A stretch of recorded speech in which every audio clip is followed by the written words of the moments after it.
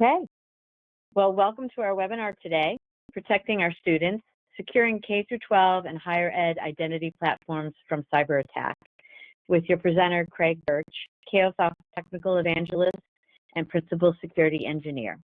If you have any questions, please enter them into the Q&A or chat during the webinar, and we'll get to them at the end. And as a reminder, the webinar will be recorded, and we will be emailing the link to the recording to you post-event. With that, I'm pleased to introduce Craig Birch. Thanks, Elaine, and thanks for attending our webinar. So let's talk about what we're going to cover today. So we're going to be talking about why identity security matters. We'll hit on the cyber attack landscape, as well as what is the identity security landscape and how does that impact education. How do we build resilience in our education environment, as well as look at some recent case studies, and then we'll look at how to secure your school, and then I'll give you 11 steps to lock down security for Entra ID and Active Directory. As a reminder, there will be a guide that is shared to our attendees that includes remediation for common misconfigurations, both GUI, PowerShell, and how you can use KOSoft Guardian to perform it as well. So let's look at the cyber attacks in the headline. So the most recent one is Marysville Exempted Village School that happened roughly in October of 2024. And this one really hits close to home. This particular school is less than, I'll say, 30 minutes from where I live, and it impacted roughly around 1,000 students. It was done by a ransomware group called Black Suit, which you guys are probably familiar with. They compromised approximately 121 gig of data, and it really forced temporary closure of schools for a couple of days. So the impact really is it disrupted our classes, it hindered the communication between the school districts, and it necessitated a system-wide or district-wide shutdown. And they're still going through some recovery processes and restoring functionality, and then building more resiliency to prevent future breaches. This one made the headlines, Highline Public Schools ransomware attack in September of 2024. This particular school, I believe, is in Seattle. It's a larger school district, so it hit roughly 17,500 students across 34 schools. It forced a shutdown as well. Disrupted the educational services, and they were still restoring their systems and securing their data as well. So those were K-12 schools, but it's not just K-12 schools that are impacted by these cyber attacks. Here's one that hit the headlines around Western Michigan University, WMU. This occurred in June of 2023. Again, it was a ransomware attack. It had a 13-day service disruption. They were able to encrypt critical data and systems, and it required extensive recovery efforts, including data restoration and system security enhancements as well. So again, these are the most recent ones, but we could go back and look at overall. Education has been a prime target for threat actors for cyber attacks, and especially ransomware. So why identity security matters in education. So the first thing we need to look at is what role does identity systems play in education? Well, if we look at that, we have centralized management for access to applications and systems data. But another thing we need to understand is we use identity platforms like Active Directory to secure our sensitive data, our student PII, our staff records, and operational information. So either through using Active Directory groups, Entra groups, or permissions within Entra ID. As well as we need these identity systems to support our hybrid and remote learning environments. Without identity systems, you're not going to be able to access things like email.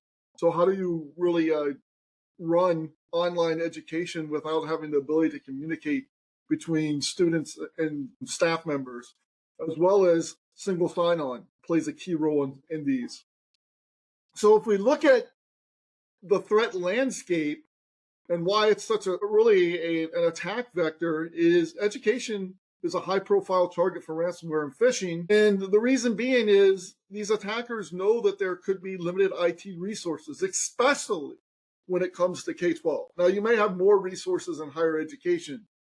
as well as common attack vectors are very easy to get through. Weak passwords, and we'll get into some of these things, phishing, and common configurations make this a target-rich threat landscape from an education perspective. Now, the attackers also know the impact of a breach. So if I can disrupt your operational, cancel classes, make your systems inaccessible, these can also have breaches that lead to identity theft and loss of trust. You're going to be more willing to pay. Or if you don't pay, you're going to be down longer. And schools have regulatory consequences. It could be financial, not just the ransomware payments themselves, but also being down for a very long time. There could be some kind of financial cost. But again, regulatory, where they're expected to have a higher standard. So why is education targeted? Well, there's a high value, right? Because of personal and institutional data, as well as you have a broad user base and often lacking adequate cybersecurity awareness because of the different identity populations that you support and their ages. It's very challenging for you to put in common cybersecurity awareness programs for younger students that larger corporations would be able to easily put in place. So attackers know this. So now let's take a quick look at the cyber attack landscape. We're first going to look at some statistics and trends.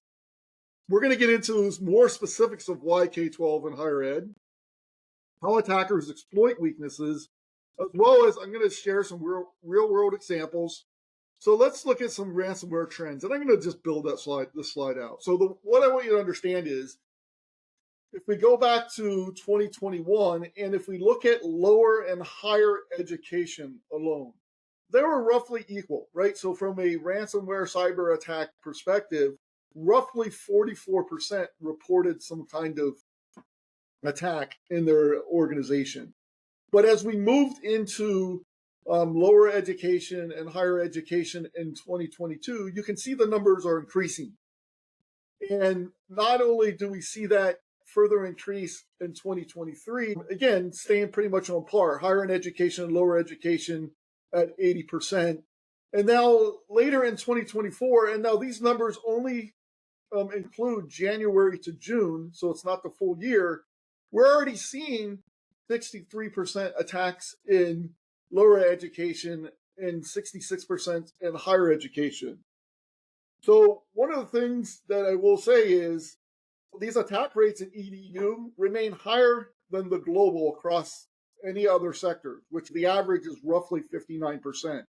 So again, these ransomware trends, we're not seeing a slowdown from year to year, and we're only going to see an increase from what we're seeing in the initial numbers in 2024. And again, the source here is State of the Ransomware in Education that was provided by Sophos. So now let's look at some ransomware by the numbers. The first thing I want to look at is 95% of education organizations hit by ransomware stated that their backups were targeted. So let's understand that. So not only are they going after the systems, but they know for you to be able to recover, you're going to have solid backups to perform these recovery efforts. And if an attacker can actually target the backups and encrypt them as well and make them useless, how are you going to be able to recover? So that's why they're targeting that.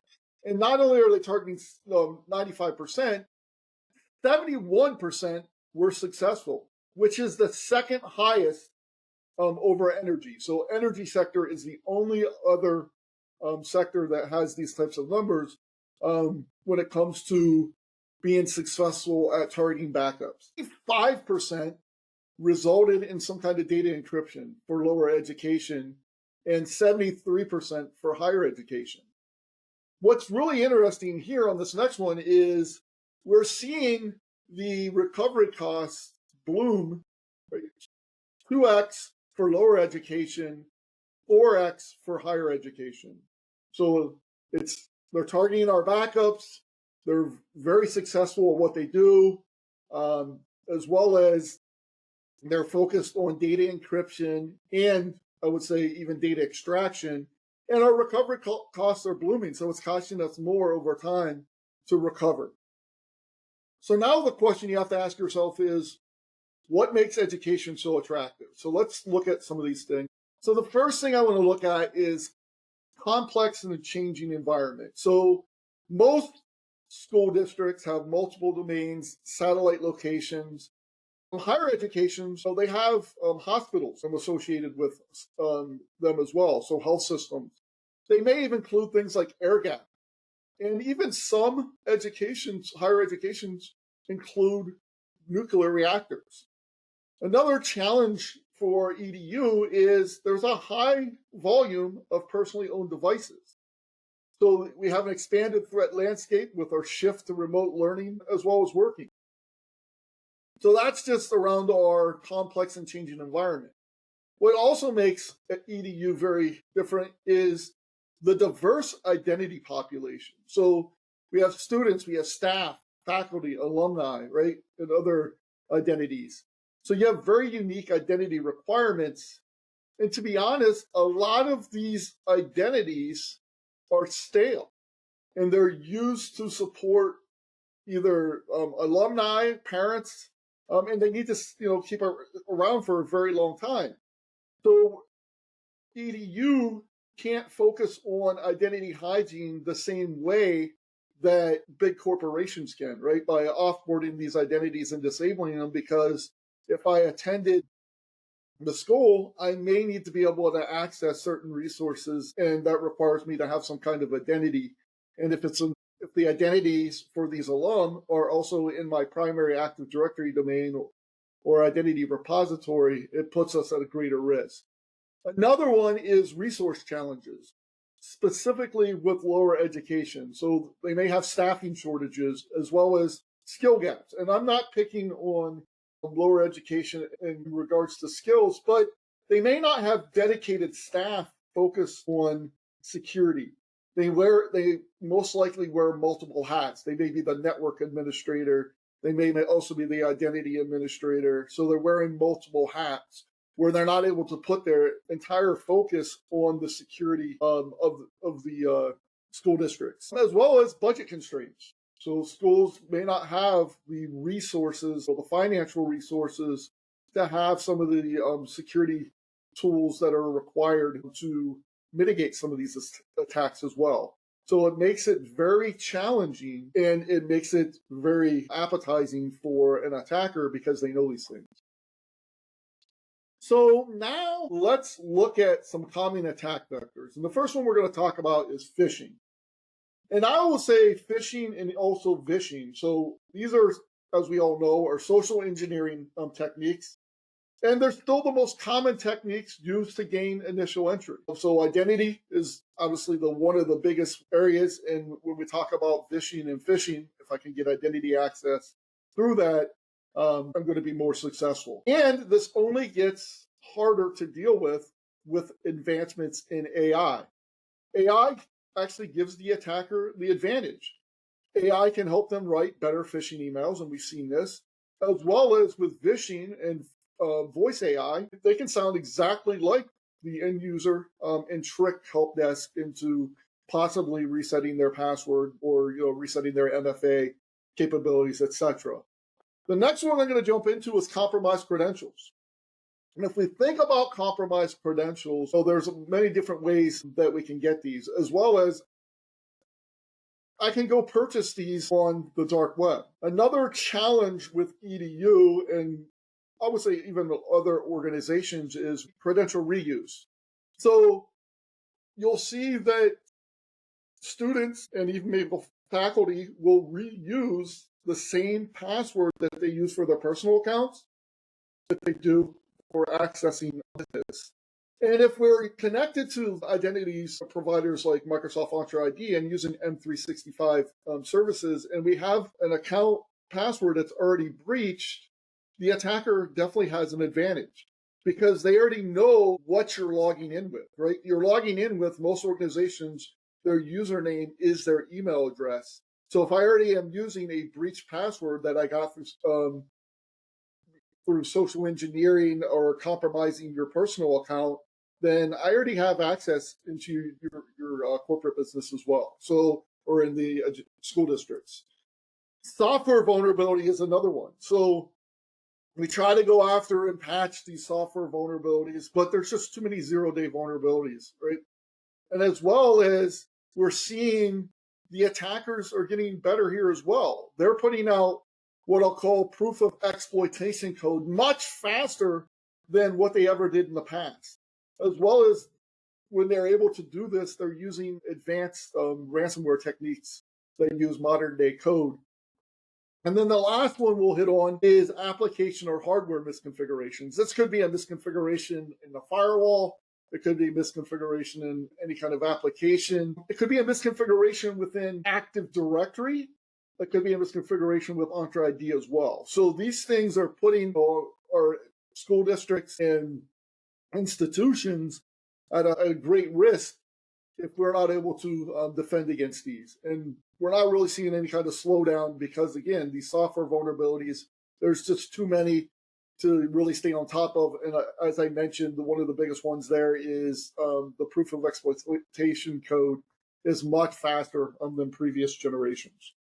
So now once they're in, let's look at some post-entry tactics. So the first thing that they're going to look for is lateral movement. So they're going to try to pivot from machine to machine. And as while they're doing that, right, they're going to move to try to get some kind of privileges.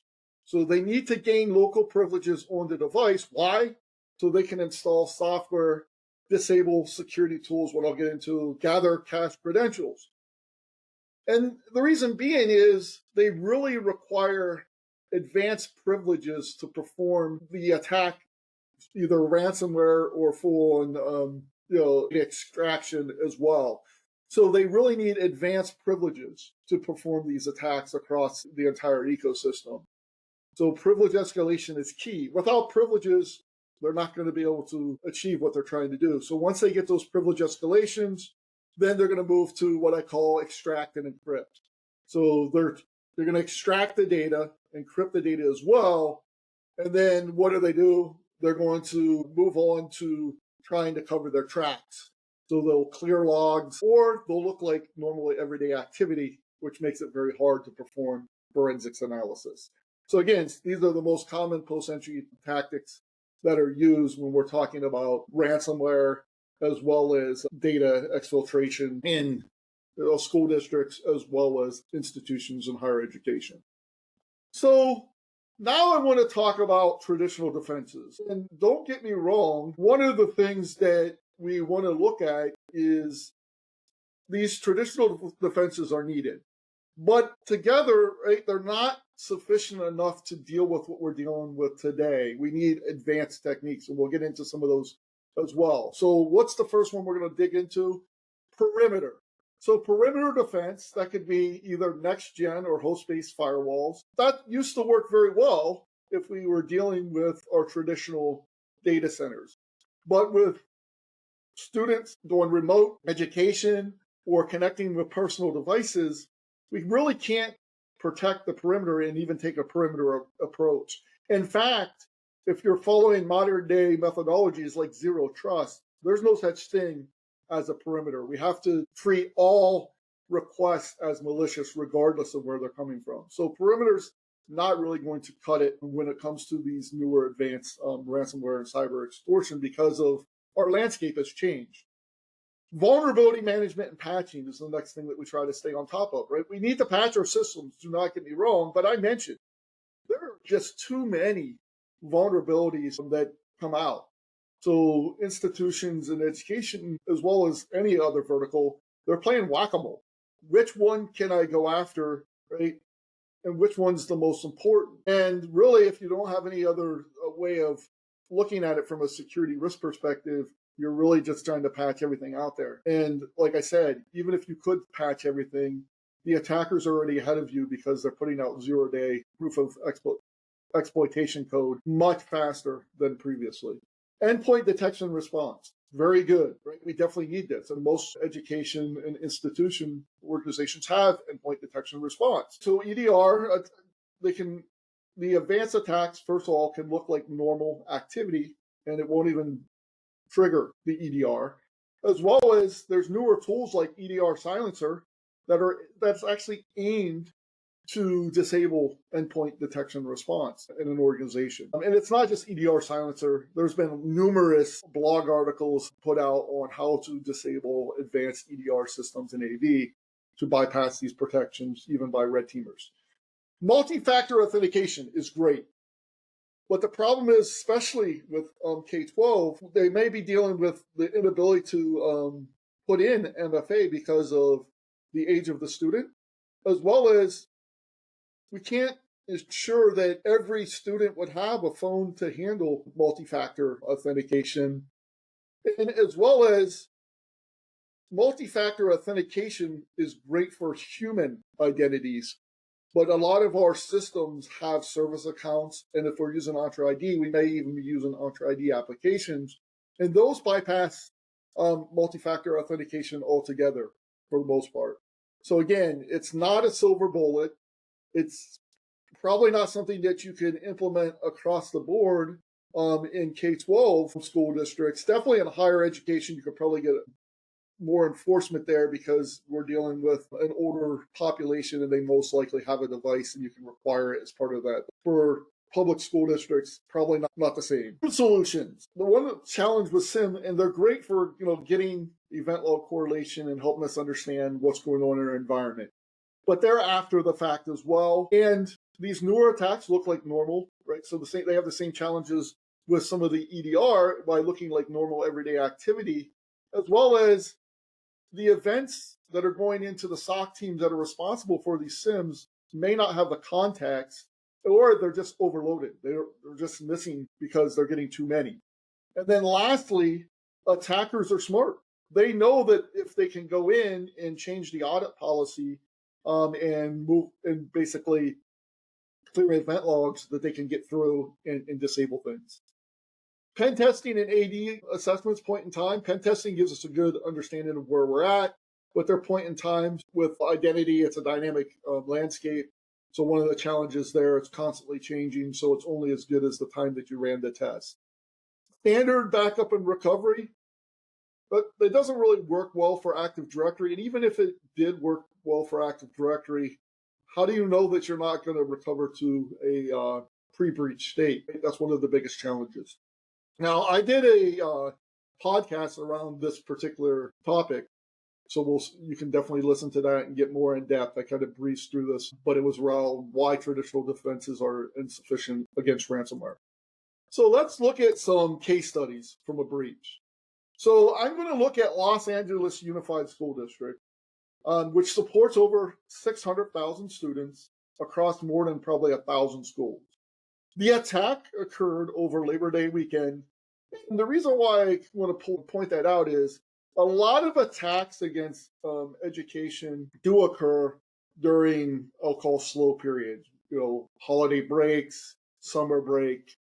And the reason being is attackers know that they have less staff in place, so they're probably less monitored. And we do not know the exact way that they got in, but it wasn't publicly disclosed, but we're going to go with most likely through phishing or weak credentials.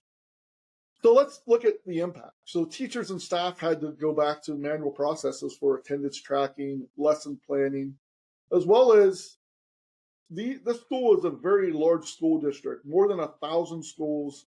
Inter-district communication was completely disrupted because it took email down. So how do you even communicate that, to your students or even your, staff members what's going on when your main email is down as part of that ransomware attack? So they have to fall back to other methods. It took millions of dollars to restore and rebuild the IT infrastructure. Now, as far as we know, it states that they did not pay the ransom, as well as one of the impacts of any attack, and specifically this one, they lost trust among the parents, students, and staff. As parents, students, as I go to school, right, there's a certain level of expectation that my data is safe from cyber attacks, as in that my kids will be able to attend school. They won't be locked out of classes, etc. So some of the key takeaways is around importance of MFA where they can put it in place, reducing the amount of privileges. So there's, again, that word privileges, again, in the environment. they needed to put in some more proactive monitoring and regular security training, enhance how often they're putting in the system updates again. But like I mentioned before, it's really hard to really address that. I'm not saying you can't fully address that. And then this one is probably the most critical. They needed to have a better incident response plan. So that's why it's very important to have, an incident response planning and assume that, we're going to have to recover after an attack. Now, another case study that I won't go into all the details is, and they weren't as fortunate as Los Angeles Unified School District, there was an attack on Lincoln College that's based out of Illinois. They suffered a ransomware attack in 2022.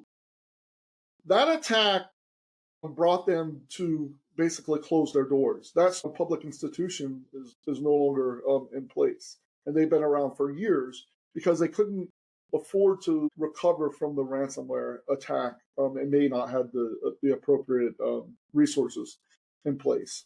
So again, in this case, Los Angeles was able to recover, and without paying their ransom. Lincoln College in Illinois wasn't the case there. So let's talk about some identity security essentials. And the first thing I want you to understand is you should start with recovery. So if you're following zero trust, there's the concept of assume breach. I would say you need to go one step further. Assume ransomware in a complete outage. You're going to be down. So if we start with recovery and we take that out of the mix and we know exactly how to recover, then we're going to be ahead. The next thing you want to be able to do is, now that I have my recovery plan finalized, now I can really have my team focus on finding and remediating misconfigurations. Active Directory and Entra ID are not secure by design. And attackers know that. If they compromise these systems, they get the keys to the kingdom. If I can get domain admins or global admins, that allows me to get pretty much anything I want. I can extract data, I can kill your backups if they're connected to your environment, etc. So we really need to focus on finding and remediating those misconfigurations. And I mentioned, attackers need privileges, administrative permissions. What if we could eliminate standing administrative permissions from the environment? Now they can't really get what they require to move forward into either getting onto other systems because those shadow admin permissions won't exist in the directory for your basic administration. So keep that in mind. We need visibility, right? So we need visibility into Active Directory. We need visibility into Entra ID 5 service. It's crucial to securing these platforms. So we need advanced change monitoring as far as these platforms as well, which allows us then to break the cycle of administrative drift. If we implement things like change monitoring and we're constantly monitoring these environments, we can stop things like administrative drift, where we've maybe secured some of these misconfigurations and then they got updated by somebody else in the environment and it puts us back in a weaker state. As well as when we start to see a lot of administrative drift, it can be a sign of an identity compromise or some kind of breach going in your environment. So you really need to kind of pay attention to these signals. So now let's talk about what it takes to build out resiliency in an incident response and recovery. So the first thing, we need to identify critical assets and prioritize response efforts. So you really need to come up with some kind of categorization of identifying which systems are most critical and what other systems support those systems. So think of it like tier 0, tier 1, some kind of tiering systems, so that you know when this occurs exactly what systems need to be brought up, which order, who's going to be responsible for that. And then obviously you have to document and test the response process as well. You need to run tabletop exercise. So simulate identity-related breaches and see how you're going to respond to that. Test your team's ability to contain and recover from attacks. Recovery strategies. You need to have regular tested backups of your Active Directory and Entra ID configurations and data. You need to have the ability to perform post-incident analysis to understand and prevent future breaches. And then post-breach actions, you have to have clear communication plans in place, right? Being able to notify the affected parties promptly, work with additional cybersecurity experts to strengthen your defenses as well. So I'm going to hit on next 11 settings to improve your security. I'm going to hit on these very quickly because we actually are going to provide these as part of a guide after the fact. So the first one we'll talk about is admin SD holder, which is used to secure administrative access inside of Active Directory. Also preventing regular users from adding computers, disabling things like desencryption. There's ability to have accounts without even having a password in your environment, identifying which ones those are and disabling that, remediating privileged AD user accounts with SVNs, etc. Again, we're going to hit on these 11 settings with the detailed guide that you'll get as part of that. So I won't cover this in detail. I want to save some time so we can look at the demonstration. But before we go back to that, I want to go back to this slide real fast. And this is what the demonstration is really going to be focused on. And I want to start with recovery. So if we start with recovery, what if your organization could already be pre-covered and you're not really worried about recovering post-ransomware? Every other solution on the market requires you to perform Active Directory recovery post-ransomware. But with KOSOC standby force recovery, that's not the case. You can have a scheduled recovery that actually creates an exact replica of your Active Directory forest in either Azure or AWS, so that every night you have this standby force ready to go. So when an attack occurs in your environment, your team's not struggling on how to get Active Directory back up and running. They already have the plan in place, and now they just go to the recovery site, and simply, once they have that recovery site in place, they can actually just go in and turn on that Active Directory infrastructure that I've just recovered here in Azure and log into that and then point any other systems directly to that, allowing you to be back up and running from an identity perspective within minutes. Whereas previous breaches have shown recovery can take days, weeks, and even months for education and other verticals. So let's just take that out of the equation altogether. The other thing that I mentioned is, so once we take out the recovery process because we have a well-tested, tried and true, secure, clean replica of our Active Directory, we can focus on other things like securing and hardening our Active Directory and Entra ID 65 environment. So how do we do that? So let's go back in and look at another part of Guardian, of KOSOC Guardian, which has the ability to go out and look at common misconfigurations, whether that be over permissions, improper settings on attributes, on accounts, etc. Over 150 plus misconfigurations that an attacker could leverage to get what? Lateral movement? Absolutely. As well as privilege escalation in an organization. So what if we could go out and find and fix these misconfigurations and ahead of time, right?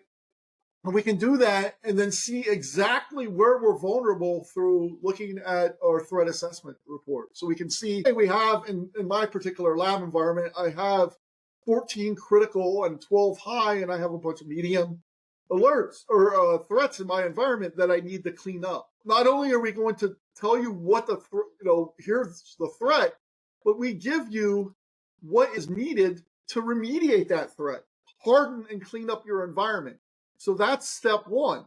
And part of that is understanding where you might have unnecessary elevated privileges. Remember, I mentioned one of the challenges was that any privileges inside of these Active Directory and Entra ID give the attacker advantage. What if we could actually go in and remove that particular attack vector by eliminating standing privileges in our organization by using a centralized administration tool that doesn't require to have long-standing privileges. As you can see here, I'm logged in as this George Bulls account in K-12 Administrator, and if we look at his account inside of Active Directory, this account does not have anything more than domain user. It wasn't granted any elevated rights inside of Active Directory, but it is granted rights inside of the application to do only the roles, responsibilities that are appropriate for that particular user. And if I log in as a different user, you'll see that that is the case as well. So let's log in as somebody else here. I'm going to log in as Aaron, and you'll see not only does he have a different look and feel, but if we go in and look at his account, he's a member. Where's Aaron? He is a member. I granted this particular set of roles to this Help Desk Limited group, but this group has no rights inside of Active Directory, so no standing privileges. So again, eliminating those privileges as part of that. So that's key to solving this problem from an attack perspective. And if you can see, this guy can only see very short or very small pieces of Active Directory, and only particular, he can only have read-only access.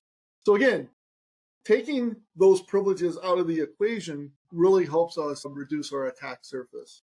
So if we kind of go back, the next thing was, now we need to have real-time change monitoring.